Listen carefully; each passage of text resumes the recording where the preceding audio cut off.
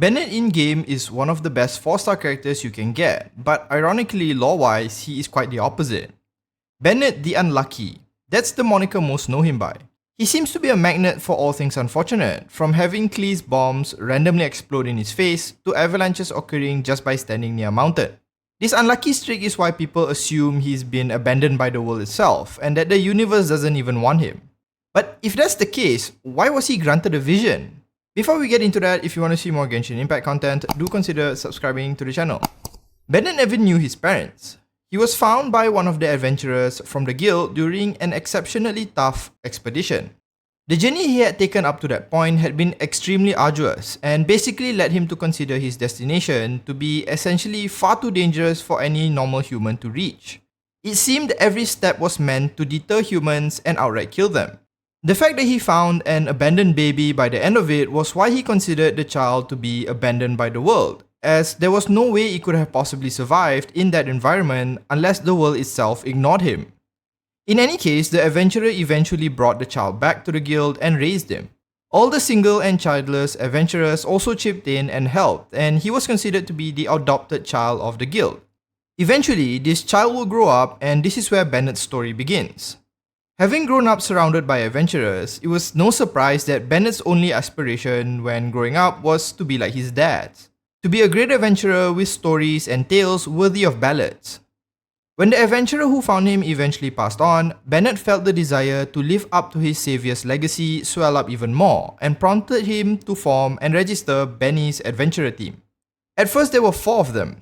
Excluding Bennett, there was Jack, Royce, and Heckler. But Bennett's infamous attraction to bad luck eventually caused each of them to leave. Jack almost fell into a bottomless pit that formed literally out of nowhere. Royce was a victim of Klee's explosives. Not really Bennett's fault, but And Heckler had a severe case of food poisoning, which again is not really Bennett's fault, but he still blamed it on Bennett's bad luck.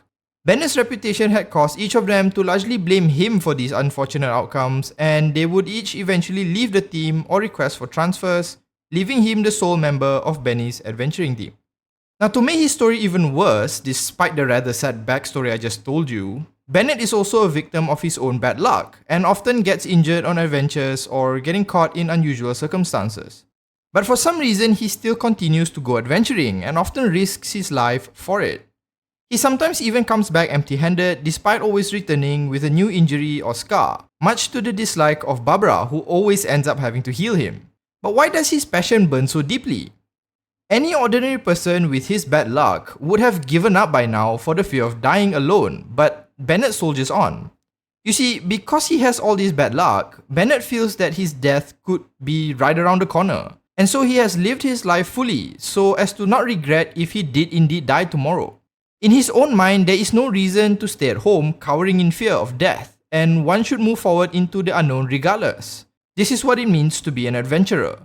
On top of that, he adamantly wants to make his dads proud for the generosity they have given him, even if it meant risking injury. He wishes to be like they are and maybe one day find a treasure of his own, much like how his adoptive father considered him as the most valuable treasure he had found.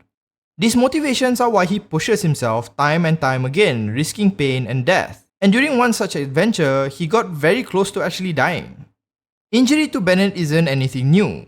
He gets hurt all the time, so much so that it's even his fighting style at this point. But on one adventure, he had sustained enough damage to basically be at death's door. Covered in injuries and having lost a lot of blood, Bennett was at the end of his journey, or so he thought. He knew he was going to die and accepted his fate happily.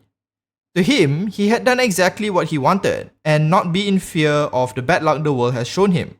Due to the massive blood loss though, Bennett eventually collapsed.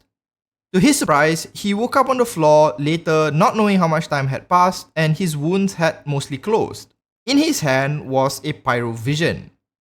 It's implied that when he received the vision, the flames had forcibly closed the wounds on his body by cauterizing them, and thus saving his life. This is kinda the reason why you see him covered in scars. Now, all things considered, it was a relatively odd way of receiving a vision. So based on what I just shared regarding how he got his vision, you might wonder why someone who is as cavalier with his life as Bennett even be considered, let alone granted a vision. After all, visions are typically granted to those who are special, right? those who have the potential to ascend to godhood. Bennett can't possibly be someone like that. Well, at first I didn't really have an answer for this, but the more I think about it, the more it made sense.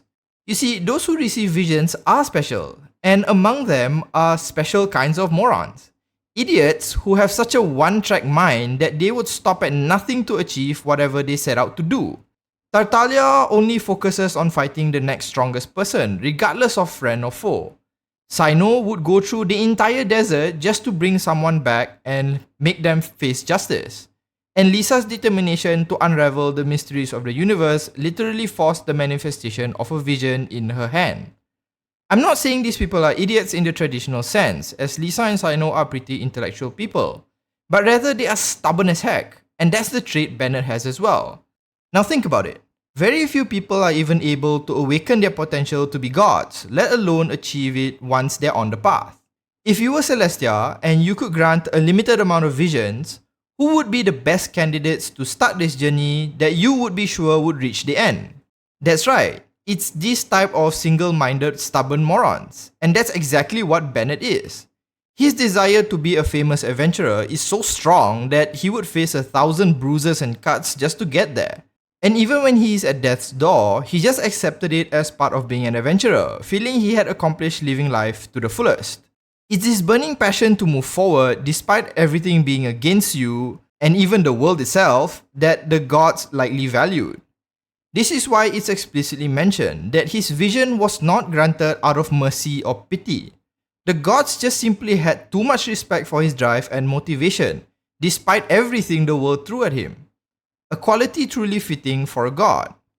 Now of course this is just a comparison and assumption we're making on why Bennett got his vision. He indeed received one, but the reasoning behind it is largely just a guess at this point. But I think even if he did not receive a vision, he would have died happy in that location, knowing that he lived his life the way he wanted to.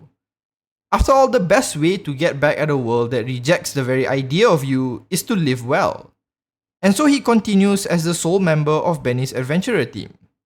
In any case, that does it for this video. If you enjoyed it, do consider liking and subscribing to the channel, and I'll see you in the next one. As usual, have a nice day and live well.